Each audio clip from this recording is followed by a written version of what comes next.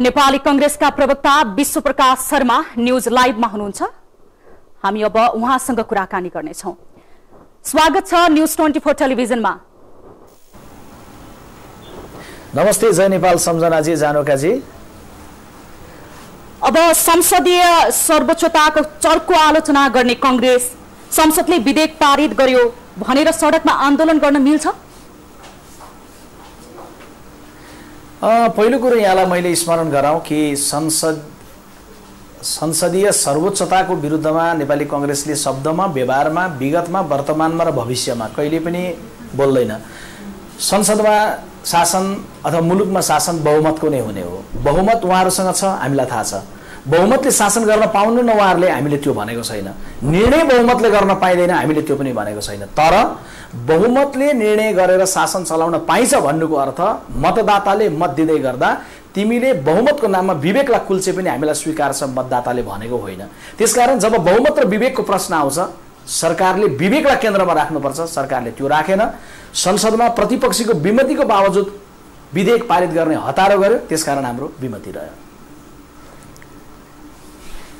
त्यसो भए संसदमा बहुमत किन चाहियो त? यहाँको भनाइ अनुसार संसदीय प्रक्रिया नै गलत भएको भन्न खोज्नु भएको हो त? बिल्कुलै गलत। संसदीय प्रक्रिया गलत होइन, सही हो भन्ने त केवल पुष्टि भएको छ भने आफ्नो बाल्यकालीन जीवन जुङ्गाको रेखै नआउँदै गर्दा संसदीय व्यवस्थाको पार्थिव शरीरमाथि सर्वहाराको अधिनायकवाद स्थापना गर्छु भनेर शपथ खानेहरू पनि यो प्रक्रियामा आउनु हो। उहाँहरूलाई यो प्रक्रियामा ल्याउने नेपाली कांग्रेस पार्टी यो प्रक्रियाको विरुद्धमा जाला? बिल्कुल होइन। तर के बिर्सिनु हुँदैन भने डाक्टर गोविन्द केसीसँग गएको साउन महिनामा स्वयं सम्माननीय प्रधानमन्त्री केपी शर्मा ओलीजीले आफ्नो अग्रसरतामा गर्नुभएको सम्झौतालाई संसदको विषयवस्तु बनाएर संसदमा शिक्षा मन्त्री मार्फत टेबल भएर संसदले त्यसलाई अपनत्व ग्रहण गरेर संसदको स्वामित्व भइसकेको विषय के संसदको विषय होइन? नम्बर 1। नम्बर 2, सरकारले निर्णय गर्नलाई बहुमत छ, यसको अर्थ सबै कुराको ज्ञान सरकारसँग छ? त्यो होइन। संसारको समृद्ध मुलुकहरूमा पनि निर्वाचित सरकारले सबै विषयमा ज्ञान प्राप्त गरेको हुँदैन भनेर विज्ञहरूको सल्लाह सुझाव लिइछ। कि अहिले सरकारले चिकित्सा शिक्षा विधेयकलाई फाइनल गर्दै गर्दा विज्ञको सल्लाह लिइयो? लिइएन। नेपाली कांग्रेस पार्टीको सरकार भएको बेलामा 72 सालमा केदार भक्त माथेमाको संयोजकत्वमा विज्ञहरूको कार्यदल बनाइएको थियो ताकि राजनीतिक नेतृत्वले थाहा नभएको ज्ञान अध्ययन गरेर विज्ञहरूले दिउन्। त्यसको जगमा पनि उहाँहरू उभिनु भएन। अघिल्लो सरकारले गरेको सम्झौता बमोजिम, त्यसमा पनि उभिनु भएन। आफैले गरेको सम्झौता साउनको, त्यसमा पनि उभिनु भएन। अनि जबरजस्त ढङ्गले केही आउँदै गर्दाखेरि त्यसमा समर्थन गर्नुपर्छ कसैले भन्छ भने त्यो गलत कुरा हुन्छ। शर्माज्यू, जस्तो विधेयक पारितकै सन्दर्भमा म तपाईलाई सोध्छु, 2051 सालमा तत्कालीन सभामुख रामचन्द्र पौडेलले पेलेर विधेयक पारित गरेको इतिहास छ। आफूले गर्दा चाहिँ संसदीय अभ्यास, अरूले गर्दा चाहिँ अधिनायकवाद होइन। बिर्सिनु भएन त्यस बेलाको वातावरण के थियो, त्यस बेलाको मुद्दा के थियो, त्यस बेलाको सन्दर्भ के थियो। के त्यस बेला कुनै विधेयक पारित गर्दै गर्दा तपाईको कहीँ कसैले भएको थियो? के का लागि विधेयक आएको भनिएको थियो भन्दा डाक्टर गोविन्द केसीले अनसन गर्नु भएपछि उहाँसँग सम्झौता गरेर विधेयक बन्ने अनि त्यसलाई उल्लङ्घन गरेर उहाँ अनसनमा बसेको 17 दिन पुग्दै गर्दा जबरजस्त ढङ्गले संसदमा प्रस्तुत हुने अनि नजिर दिँदै गर्दा चाहिँ 51 सालको नजिर दिने, त्यो त बिल्कुल मिल्दैन नि। त्यसकारण प्रश्न के होइन भने बहुमत छ कि छैन, त्यो होइन। प्रश्न शासन बहुमतले गर्ने कि नगर्ने, त्यो पनि होइन। बहुमतले नेतृत्वले गरेको सम्झौतालाई प्रधानमन्त्री मुलुक बाहिर भएको बेलामा के हतारो थियो? फलानो गते भित्रमै संविधान जारी गर्नुपर्छ भनेर तोकिए जस्तो कुनै डेडलाइन तोकेको थियो? त्यो पनि थिएन। एक दिन ढिलो गरेर प्रधानमन्त्रीलाई पर्खिँदै गर्दा कुनै पहाड खस्थ्यो? त्यो पनि होइन। के कारण थियो जबरजस्ती ढङ्गले गर्नुपर्ने? त्यो बेलामा अनसन बस्दै गर्दा कांग्रेसले चाहिँ धैर्यतापूर्वक अनसनकारीको अनसन सुन्ने, डाक्टर गोविन्द केसीलाई विश्वासमा लिने र माग पूरा गर्नतर्फ लाग्ने, अनि जनताको मतबाट निर्वाचित भएको सरकारले चाहिँ डाक्टर गोविन्द केसीको धारणालाई नलिकन, संवाद नगरिकन जबरजस्ती पारित गर्नतर्फ लाग्ने, अनि प्रधानमन्त्रीजी एयरपोर्टमा आएर भन्ने कि 3 करोड नेपालीहरू बसेको ठाउँमा केही मान्छेले असन्तुष्टि व्यक्त गर्छन्, यो स्वाभाविक हो। के यो स्वाभाविक हो? के लोकतन्त्र भनेको केवल बहुमतको शासन हो? कि लोकतन्त्र भनेको 1 लाख मान्छेले जुलुस निकाल्न पाए त्यो मात्रै हो? कि लोकतन्त्र भनेको केवल अदना नागरिकले एकजनाले मलाई न्याय चाहियो, मेरो यो माग पूरा गर भन्दै गर्दा सुन्नु चाहिँ लोकतन्त्र हो? त्यस हिसाबले सरकारले अहिले अलोकतान्त्रिक व्यवहार गरेको छ। र अनसनमा बसेको व्यक्तित्वलाई बिर्सिराखेर जबरजस्त ढङ्गले अगाडि बढ्न खोजेर अधिनायकवादी आकांक्षालाई प्रस्तुत गरेको छ। बिर्सिनु हुँदैन। 2/3 बहुमत कमरेड केपी ओलीसँग मात्रै होइन, इतिहासमा हिटलरसँग पनि थियो। तर विवेकलाई जब बिर्सिएर बहुमतको बाटोबाट हिटलर अगाडि बढ्न पुगे, इतिहासमा नामेट भए। यो कुरो तथ्यलाई सम्माननीय प्रधानमन्त्रीले बिर्सिन मिल्दैन। कम्युनिस्ट पार्टीको हरेक कार्यकर्ताले आफ्नो नेतृत्वलाई यो सम्झाउनुपर्छ। शर्माज्यू, जस्तो डाक्टर गोविन्द केसीको अनसन र चिकित्सा शिक्षा विधेयकको कुरा त तपाईको पार्टी सरकारमा हुँदा पनि उठेको कुरा हो नि। यो त कम्युनिस्ट सरकार आउने बित्तिकै उठेको कुरा त होइन नि। बिल्कुलै होइन। तपाईँले ठिक प्रश्न गर्नुभयो। धेरैले भन्ने गर्नुहुन्छ, अहिले टेलिभिजन हेरिरहनु भएको आदरणीय श्रोताहरूले पनि सोचिरहनु भएको होला कि नेपाली काङ्ग्रेस पार्टी सरकारमा छँदा चाहिँ डाक्टर गोविन्द केसीको माग पूरा गर्दैन र विपक्षमा गएपछि उहाँलाई बोक्नतर्फ लाग्छ।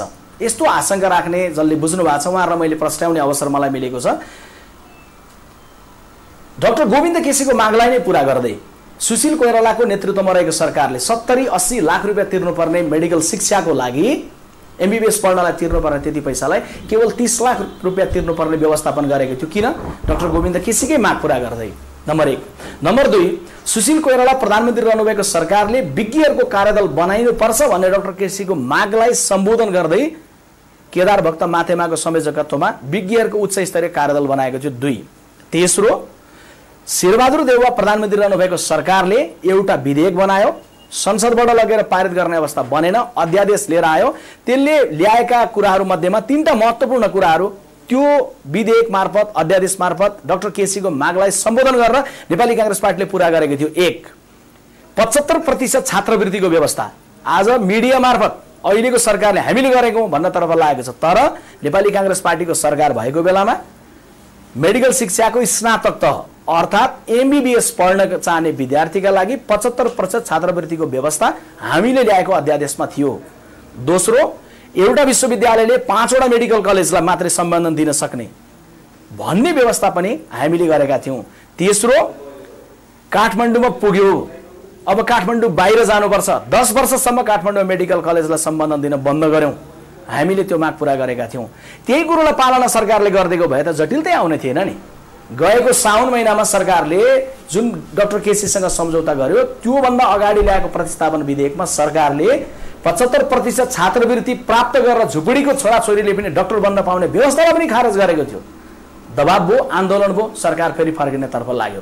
त्यसैले नेपाली काङ्ग्रेस पार्टीले सरकारमा भएको बेलामा गरेकै कर्मको जगमा अहिले आवाज उठाइरहेको छ, देशव्यापी प्रदर्शन गरिरहेछ। र तपाईँहरू देखिरहनु भएको छ नेवी सङ्घका नेता, नेवी सङ्घका महामन्त्री कपिलेश्वर यादव आफ्नो टाउकोमा चोट लगाएर रगत बगाएर केका लागि? सामान्य नागरिकको जीवनको लागि, हामीले उठाएको मुद्दाको लागि, लोकतान्त्रिक प्रक्रियाको लागि उहाँ जस्ता साथीहरूले रगत बगाउनु भएको छ। देशभरि प्रदर्शनको व्यापक तयारी भइरहेछ र माघको 21 गते 77 जिल्लामा हामी एकै दिन प्रदर्शन गर्ने तयारी पनि गरिरहेका छौँ। शर्माज्यू, जस्तो संसदका आफ्नै प्रक्रियाहरू पनि हुन्छन्, संसदीय प्रक्रियामा विरोध भइरहेको छ अहिले। जसरी संशोधन दर्ताबाट पनि त गर्न सकिन्थ्यो नि, तर तपाईहरू त यो प्रक्रिया नै अवरुद्ध गर्नतर्फ अगाडि लाग्नु भएको छ, के हो? नि संसदमा तपाईको संसदीय समितिमा गइसकेको विषयलाई संसदीय समितिमा जाँदै गर्दा नै हामीले के भनेका थियौँ भने तपाईहरू विज्ञको कुरा पनि सुन्नुहुन्न, ठिक छ, नसुन्नुहोस्। तपाईहरू काङ्ग्रेसको सरकारले ल्याएको विधेयक अध्यादेश भनेर त्यसलाई पनि मान्नुहुन्न, त्यो पनि नमान्नुहोस्। तर यो देशको प्रधानमन्त्रीले गरेको सम्झौता, प्रधानमन्त्री काङ्ग्रेसको होइन कम्युनिस्ट पार्टीकै हो।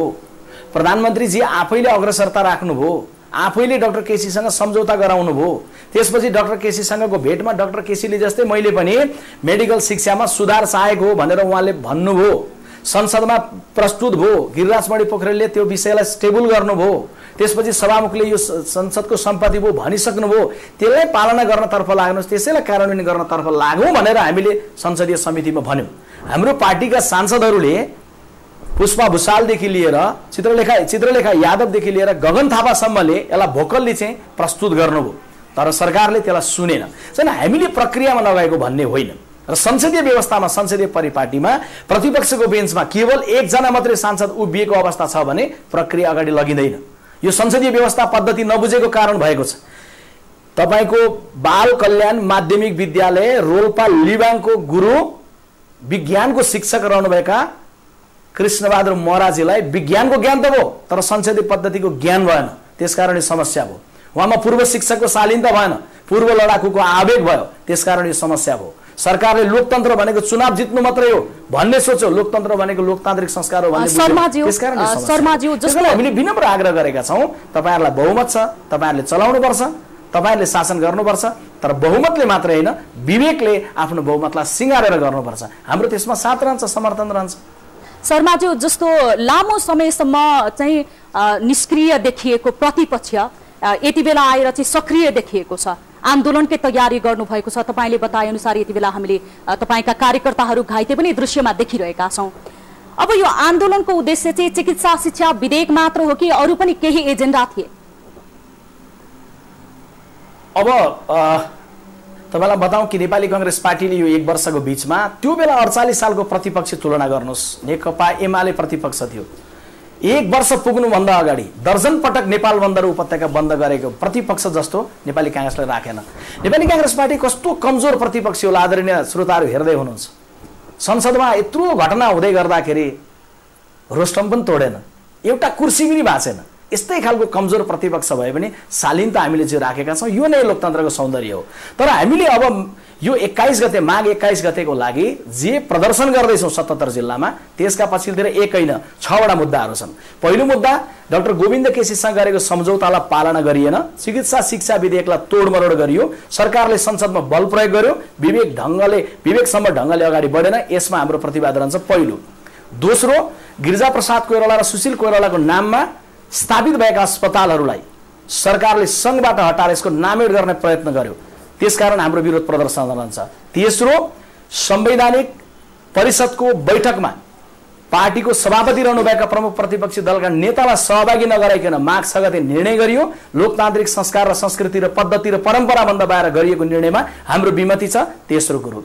चौथो, निर्मला पन्तको बलात्कारपछि हत्या भएको माघको 10 गते 6 महिना पुरा भएको छ। 6 महिनाको बीचमा बरु 6 जना जति निर्दोषलाई बुर्का ओढाइ राखेर यो दोषी भनेर सरकारले देखाउने प्रयत्न गर्यो, तर सरकारले अहिलेसम्म दोषीलाई भेट्न सकेन। देशव्यापी रूपमा हत्या र हिंसा भएको छ। प्रधानमन्त्रीजीको निर्वाचन क्षेत्रमा 2 जनाको हत्या भएको छ।